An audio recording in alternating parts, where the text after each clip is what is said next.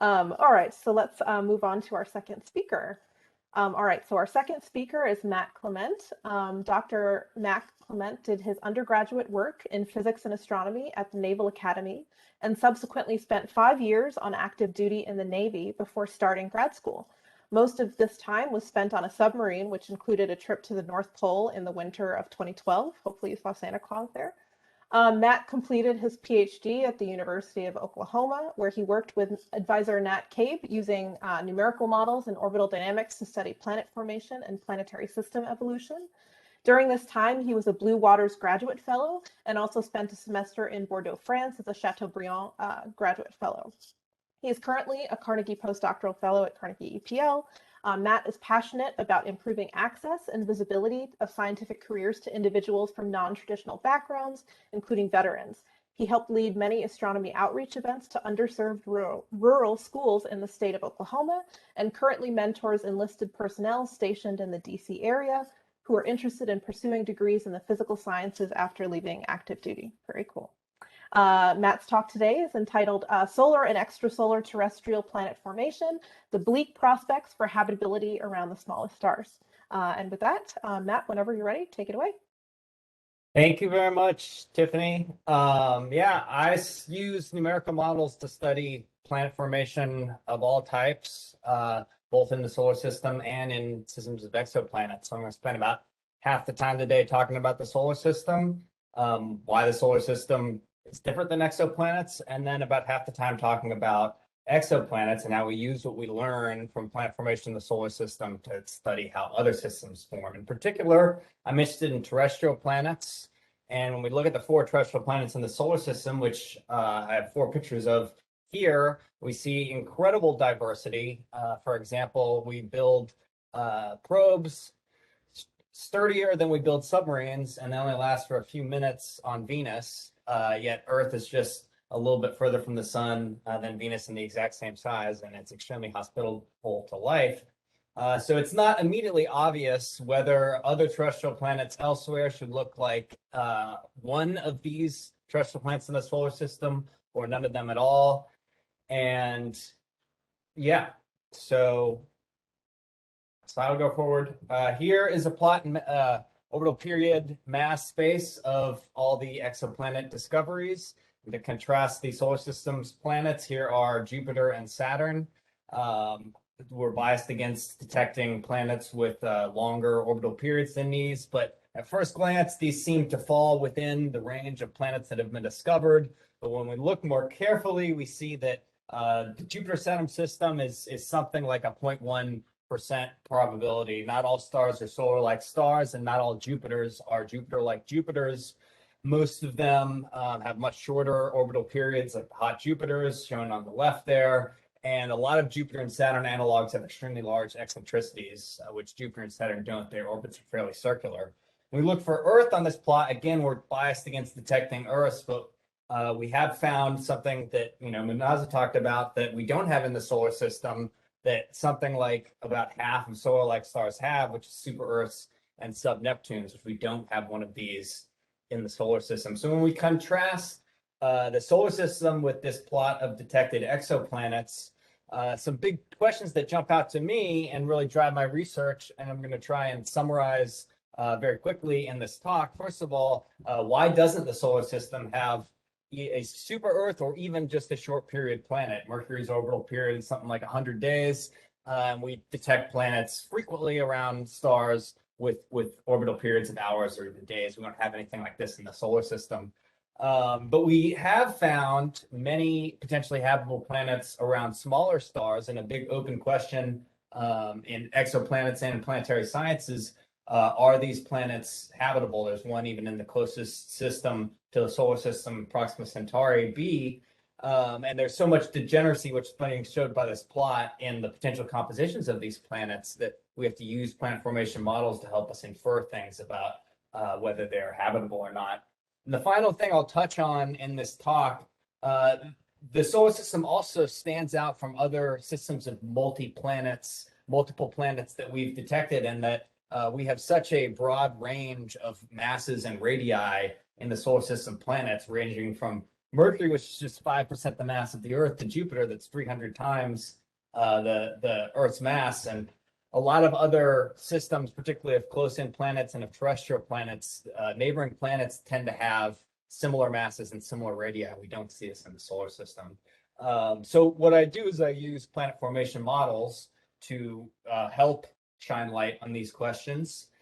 And to summarize our current knowledge of planet formation in just one plot, we think planet formation starts from a collapsing cloud of gas and dust. So the gray scale on this plot is meant to show the life of the gas disk, which in the solar system and other systems we think only lasts for a couple million years. We know that from looking at big clusters of planet-forming regions. The older they get, the fewer of these iron excess sources there are. So we have to be able to transfer dust into fully formed planets in tens to hundreds of millions of years. So starting out from dust, you can get dust to kind of collide and coagulate and start to form bigger and bigger things, but you run into some barriers very quickly, the most significant of which is what's called the meter barrier. All solid objects, when they orbit in a gas disk, experience this headwind, this aerodynamic drag as they interact with the disk and they orbit at subcapillarian velocities. And for particular sizes, this leads them to drift inward and spiral into the sun extremely fast. And the worst size that you can be if you're a solid object in a gas disk is about a meter. And if you're about a meter, wherever you are in the gas disk, you're going to spiral into the central object in just a few thousand years. So somehow we do form planets. We have to get past this, and we think the resolution of this is called what we call the streaming instability. And there's a video of this playing here. We're basically looking down on what's effectively the colored regions are these overdense, high pressure regions where you can concentrate these, meter scale objects that are orbiting at subcapillarian velocities, and they're also exerting a back force on the gas itself and creating these high pressure regions. And you can gravitationally collapse and directly form what we call planetesimals, which are 100 to 1,000 kilometer scale objects, asteroid-like objects similar to the asteroids, the larger asteroids in the actual asteroid belt. You can form them rapidly. So the first step on this plot is to form planetesimals. And once you do, planetesimals themselves can grow from a couple of different avenues, and they can do so within the life of the gas disk. If you just form a bunch of planetesimals and they're in the inner part of the disk, they can collide with one another and they can form larger objects within the life of the gas disk. They can form Moon to Mars mass, basically protoplanets or even planets close to the star because collisional timescales are so high. But if you have a planetesimal anywhere in the disk, it can also go rapidly via pebble accretion. So these small objects that are drifting inward in the disk due to gas drag can be accreted much more efficiently than a planetesimal can, because they can be gravitationally focused. And so you can have this flux of pebbles that are raining down on a growing planet and can help it grow rapidly. So through either of these processes, we grow what we call planetary embryos within the life of the gas disk. And these are, again, Moon to Mars mass objects. And once you have this distribution of embryos and planetesimals over in at least the inner part of the disk, where we think the solar system's terrestrial planets formed, over tens to hundreds of millions of years, these things will continue to smash together to give you Earth mass objects. And this is the type of numerical simulation that I run. We place down these embryos and planetesimals on initial orbits, and we let the computer work for us. And we run these hundreds of millions of years of simulations. It's a very stochastic process, so we have to run hundreds and thousands of them. This is an example of a simulation in the solar system where you see semi-major axis on the x-axis and eccentricity on the y-axis. I'll show a bunch of videos like this throughout the talk. And if you put this in a simulation, you can kind of form the right amount of planets, at least in the solar system, in the right amount of time, with the few issues that we are still working on. So this process we know probably is the process that formed the solar system's terrestrial planets. But if you start with some more mass, you can also just continue to smash together stuff to form a super Earth mass object in situ where it is through this process of giant impacts as well.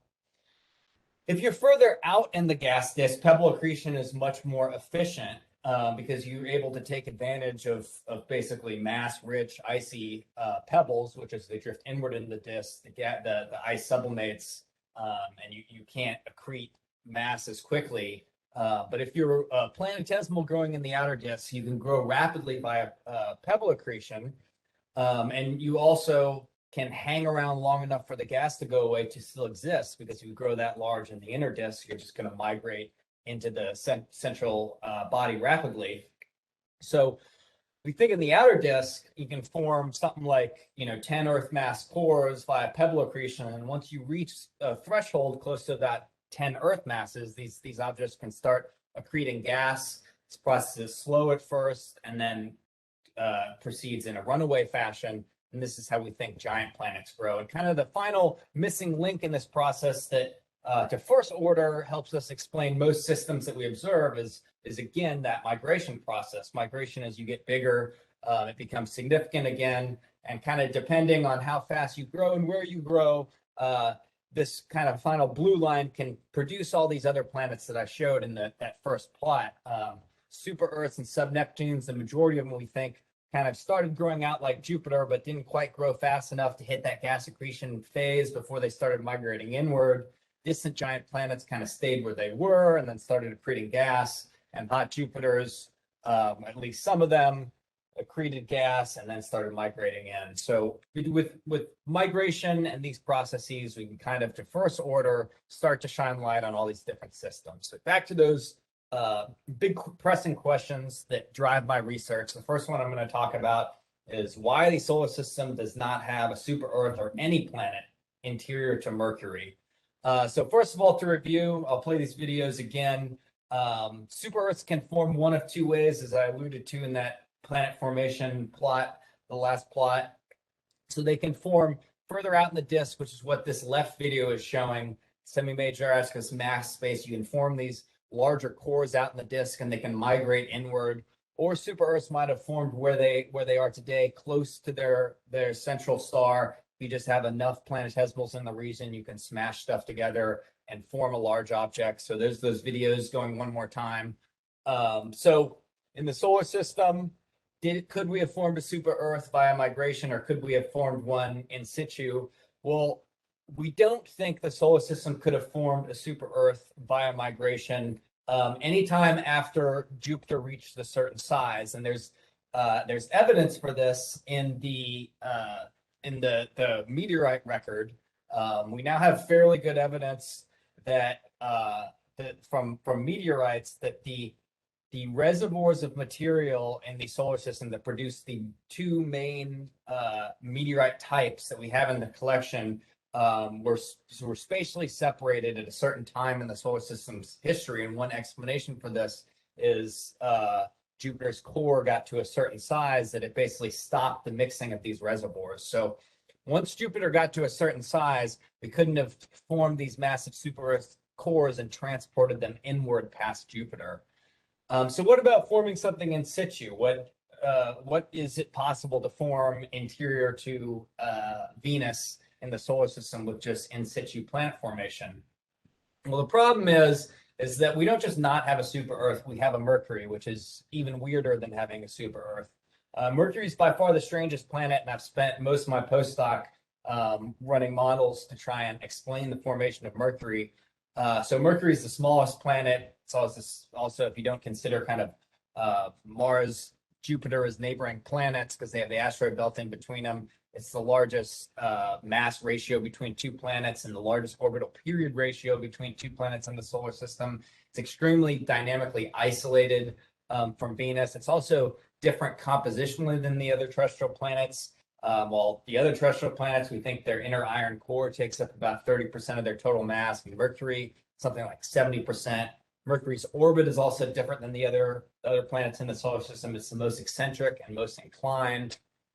And again, when we run these models of terrestrial planet formation, if you put anything interior to Venus, you keep forming more Earth-ish mass planets interior to Venus. So we really just kind of have to truncate the disk of planet-forming material for an arbitrary reason to basically stop forming more planets interior to Venus. And if the disk extended further inward, then you would just end up with something that's almost TRAPPIST-like, where you just have the system of Earth, Venus, and more Earths going further inward. So how do we resolve this? With a couple key things about the solar system that we affected Mercury's formation. So first of all, the orbital parameter space near Mercury is actually fairly unstable. There's a secular resonance, a resonance with Jupiter's eccentricity precession that lies down kind of right on top of Mercury. It actually drives long-term chaos in the evolution of the inner solar system. And if you just put some extra planets down there, like what's being shown in this video, they inevitably go unstable and smash into each other. And you can actually, if you start with more planets interior to Venus, you can actually consolidate them and end up with one at the end. So that kind of might have explained Mercury, but it's very difficult, even with this type of a simulation, to explain, again, that dynamical offset between Mercury and Venus, why Mercury is so far out there on its own, dynamically speaking, which dynamically what we really care about is the orbital period ratio, not necessarily the physical distance. So another thing that we've done over the last couple of years is just really try and fine tune and play with the actual distribution of material to try and give us that exact dynamical offset and that exact mass of Mercury. And if you fine tune things enough, which is what's being shown in this video, you can get a good final outcome. And you can even get some kind of fragmenting collisions that can erode away some of Mercury's mantle and give you that large iron core. But this is totally arbitrary. We just kind of made these initial conditions up. So we had a paper that just came out in the last couple months that we think kind of has the explanation for what's going on with Mercury. As we said, during the gas disk phase,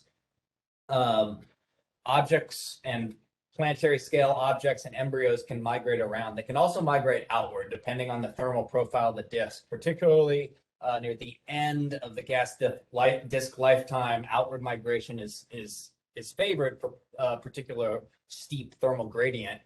And if Venus and Earth formed further closer to the sun than they are today, it's possible that they migrated outward.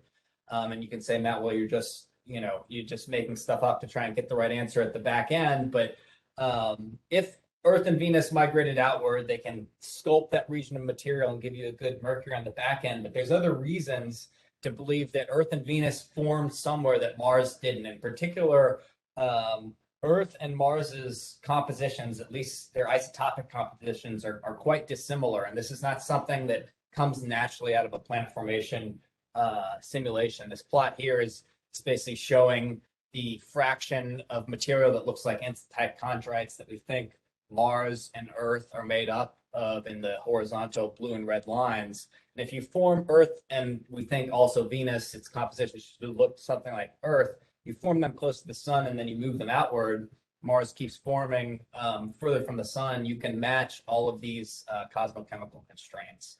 So have we answered this question? Of course not. But we think the couple of the key things that possibly prevented us from forming at least a short period planet, if not a short period super Earth in situ in the solar system, is this location of this resonance with Jupiter where it happens to be, and then the possible outward migration of Earth and Venus to explain that compositional dichotomy. So the next question, moving on to exoplanets, building from our planet formation models in the solar system and trying to extrapolate them out to exoplanets.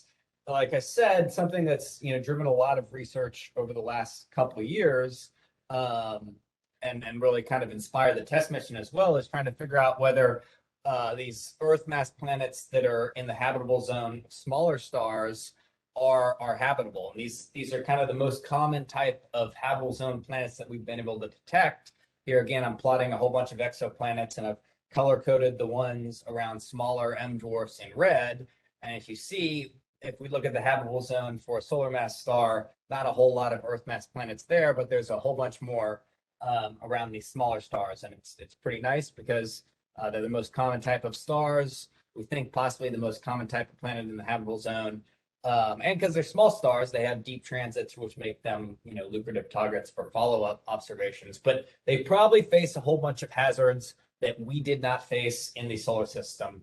None the least of which is, small stars are flaring stars, and the, fraction of these stars that are very, very active flaring stars gets higher and higher as you go to the earlier M dwarfs, to the smallest M dwarfs, to TRAPPIST-like stars.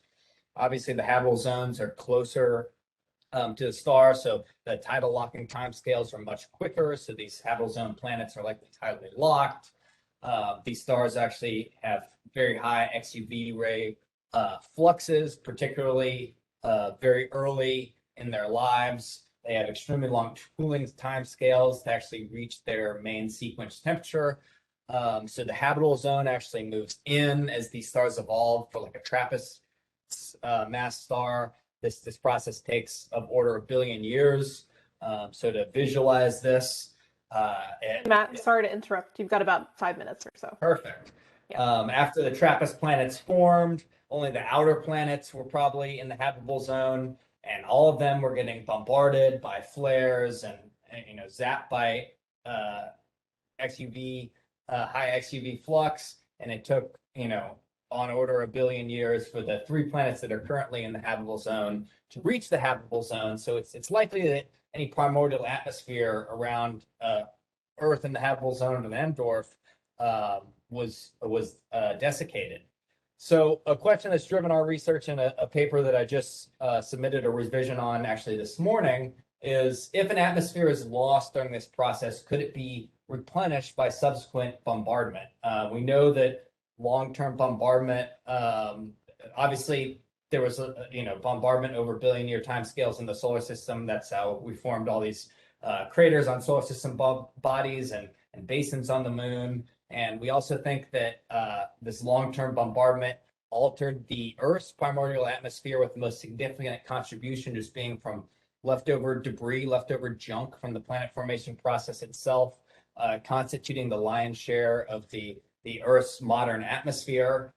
So the question we wanted to figure out is, how likely is it to get an impact with a potential icy body left over from the planet formation process on one of these shorter period habitable zone planets around a smaller star?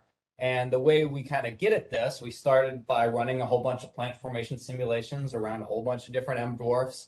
We can trace back in the planet formation simulations to see what leftover debris originated in the outer part of the disk outside the snow line, is potentially, very icy, potentially a lucrative source of reconstituting an atmosphere or delivering volatiles late to one of these planets. Then we took this leftover debris population, we ran it through a second set of simulations in a whole bunch of different systems, real exoplanetary systems, with Earth mass planets in the habitable zone around M dwarfs. We can go look at those simulations and see how likely it is to get a late impact. And then the final thing that goes into this calculation is how big is the object that impacts late. And this kind of traces back to the leftover size frequency distribution of the material after the planet formation process. This is the part that's harder to get at. So it's kind of easy. We can kind of average over all our simulations to get the total leftover mass. We think in the solar system, it was about a Mars mass worth of material scattered around the inner solar system that, took about 1 billion years to clear out. That's kind of consistent with these simulations of terrestrial planet formation around smaller stars. So that's the total amount of mass, but how is it broken up into different sized objects? That's kind of harder to get at.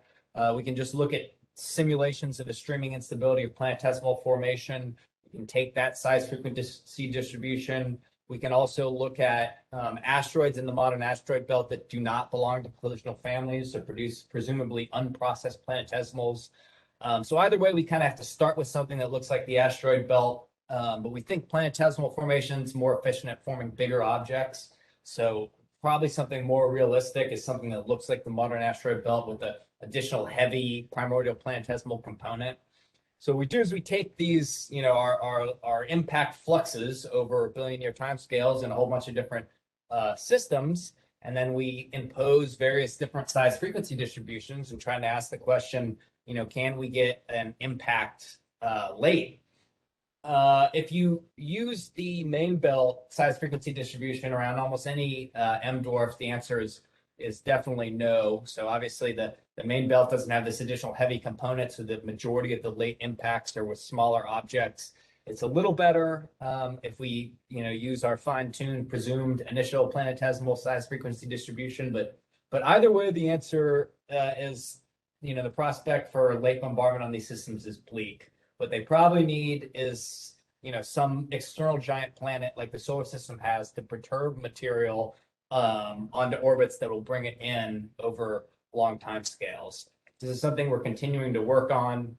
By no means is it solved, but again, we're looking now into the possibility of external giant planets, and we're looking at systems of M-dwarf hosted Earth-mass planets that have an external, sub-Neptune or a Neptune mass planet.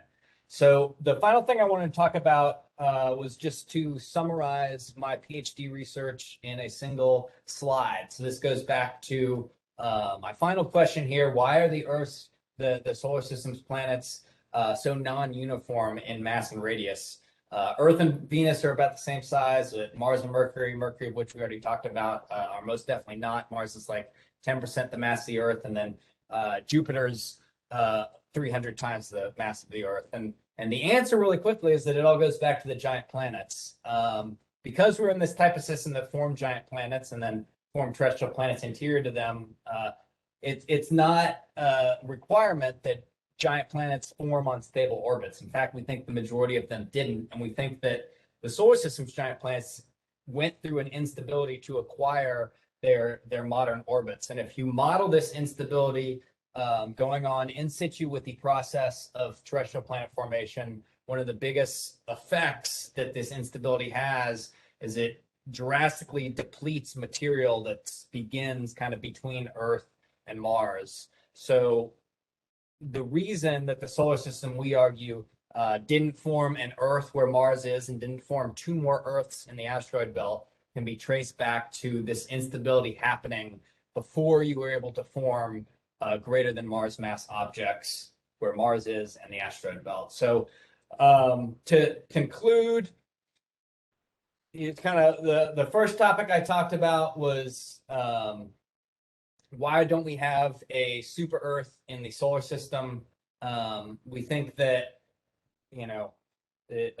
Jupiter possibly plays a role in this, where the secular resonance with Jupiter is. We also think that Earth and Venus's outward migration is, but it's definitely, to me, one of the keys, one of the biggest synergies between exoplanet science and solar system science right now is Mercury. It's understanding Mercury because that's the weirdest part of the solar system when compared to other systems. Second topic I talked about, potential habitability on M dwarfs, extremely bleak as far as habitability in the way we understand it on Earth. And then my final topic, the mass radius distribution in the solar system, probably fundamentally altered by Jupiter and Saturn's earliest evolution. And there on the right is my contact information and a picture of me at the North Pole with like 5 flashlights on me because it was so dark in the beginning of December when it's dark all year around there, and you can see the port side light of the submarine somewhat behind me. So thank you very much for your interest in my talk. Thanks so much, Matt. And feel free to, drop in some emojis to thank Matt for his great talk. So if anyone, I'm noting that we're near the top of the hour, so if folks need to drop off, feel free to email Matt if you have your questions. But we'll field a few if anybody has any. Feel free to put them in the chat or use the raise hand tool.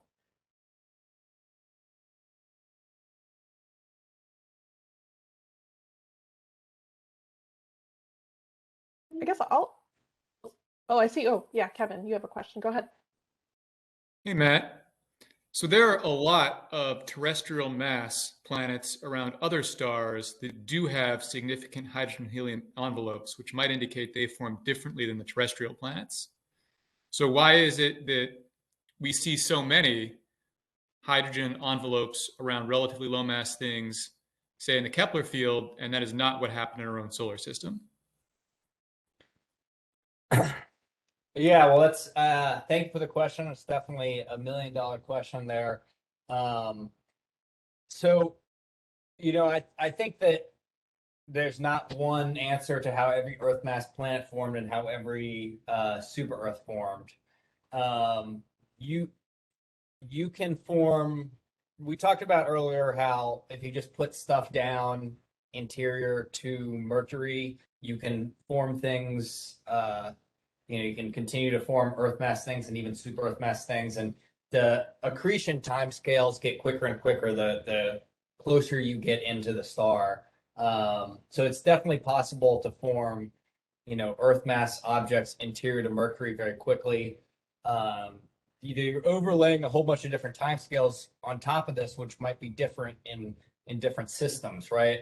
If planetesimals formed later in a particular system, or earlier in a particular system, there would be more or less gas around as you're going through these processes. The thermal structure of the disk, as I mentioned, is not necessarily uniform. So while in the solar system, those objects that formed closer might have been there and gotten dumped into the sun, or they might have been there and migrated outward. So I think, do we have an answer for your question? No, not at all. But I think that's the next level of sophistication that we have to get to in these models is, understanding that the physics of the gas disk itself and the physics of planetesimal formation may not be the same in every specific system. The planetesimals might not be there until later on, or they might not, form at the same location. And some of these differences might get tracked back to that instead of just, the simplistic plot I put on to begin with. So no, I don't have an answer, but I think that's the direction we need to go down. All right, thanks, Kevin, for your question. Any last questions? We'll wrap up shortly. All right. So with that, we'll conclude. Thank you so much again, Munaza and Matt, for giving such excellent talks. So as I put in the chat, a reminder, so for future Exo Explorer talks, they'll be the third Friday of every month at this time, 11 a.m. Pacific. And so our next speakers on February 18th will be Leonardo or Leo dos Santos, who's at Space Telescope, and Kadri Chance, who's at the University of Florida. And so we look forward to seeing you then. Talk to you all soon. Take care. Have a great rest of your day. Thanks again. Yeah, and thanks, Vanessa, for putting that in the website. Great.